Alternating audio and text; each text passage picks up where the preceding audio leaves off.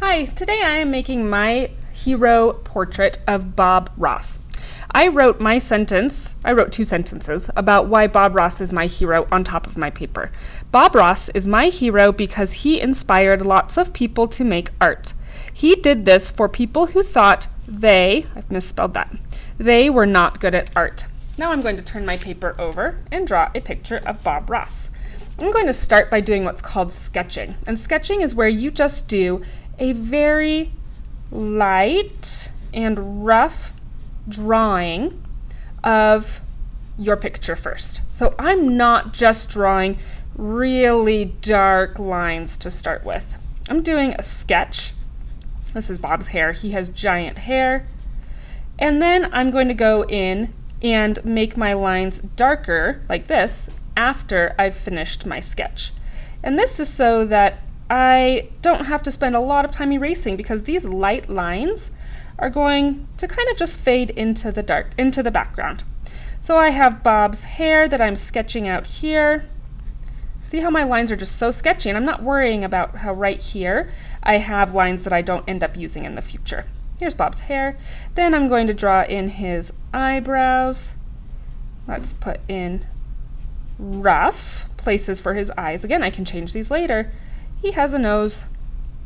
Bob had such a great smile, and he also had a nice big beard.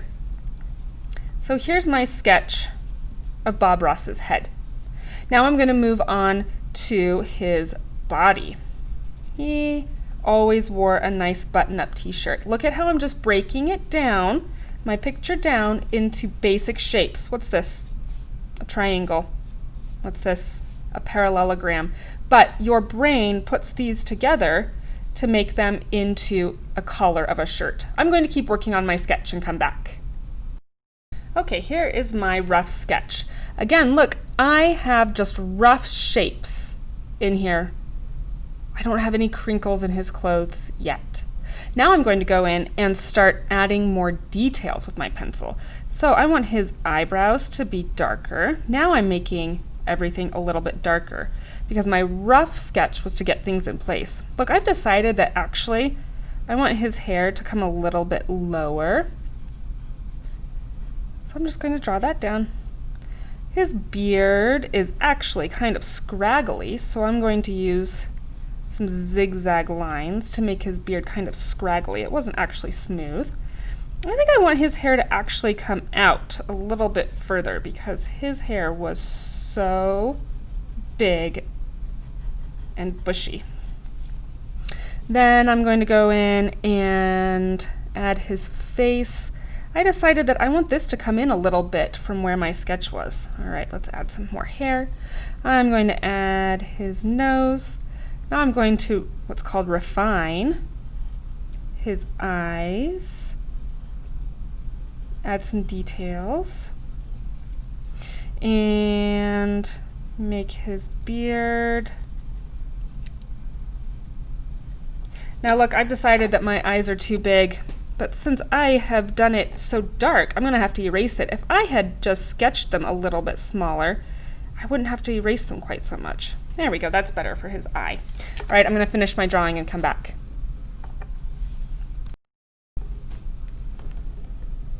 Here is my drawing of Bob Ross. You can see that I have gone over and made my lines darker. Is my drawing of Bob Ross perfect? Absolutely not. Is yours going to be perfect? Absolutely not. Nobody's drawings are ever going to be perfect, and that's what makes art cool. If you wanted it to be perfect, you would just have a photograph of him. And now that we've drawn our lines darker, we're going to go in and trace them. You can do this with a Sharpie, or you can do it with a pen. We're going to be using watercolors to paint our portraits, so we need something that is waterproof, like a Sharpie, not a Crayola marker, because that will just run when we get it wet with water. I'm going to trace mine and come back. I'm going to start painting my portrait. If you want, you can erase these lines, these pencil lines, but since we're putting watercolor over it, I'm not going to worry about it. I am going to use just regular watercolors. Dip my paintbrush in. Bob's hair was brown, but you know what? It was not this color brown. It was a little bit darker. So I'm actually going to mix, and also when I'm using watercolors, look at how much I used. That was way too much. I'm going to, over here on the side of my tray, mix some brown. I don't have black in my watercolor set, so that's okay. I'm going to add purple, because purple is a dark color. I need a little bit more brown in there, and look, my brown is now darker. I'm going to add more water to really make it liquidy, because what's the first word in watercolor? Water, you got it. I'm being super careful with my watercolors. If it's too thick, like you saw before, look at right up here, if it's too thick, you're going to cover up your Sharpie marks. If you got it too thick on there, you can just get a paper towel and wipe it off. You can also get more water and just put water right directly on your painting, and that'll water it down a little bit. All right, I'm going to finish painting in Bob's brown hair.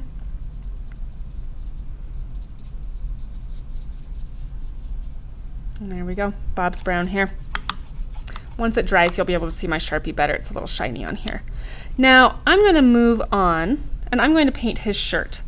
Bob usually wore really, really light blue shirts. So I'm going to get some blue up here on my mixing area. And I am going to add so much water to it to make it lighter. The more water you add, the lighter your paint is. And then I'm going to paint his shirt. You can barely see it. I'll come back after I work some more.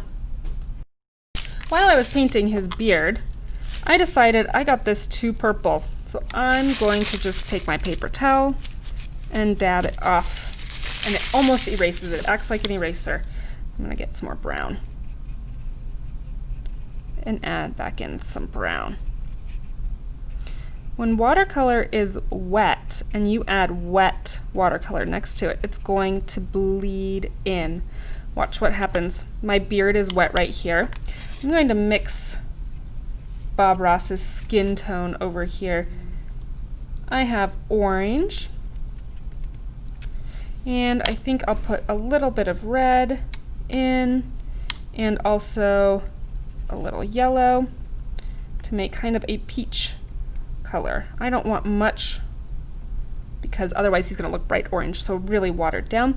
Watch, my beard is wet, and as soon as I touch that beard, the watercolor blends together.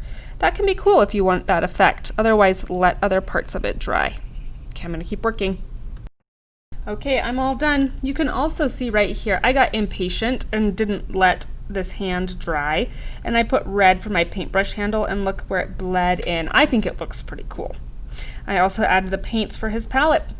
There's my Bob Ross portrait. I'm excited to see yours.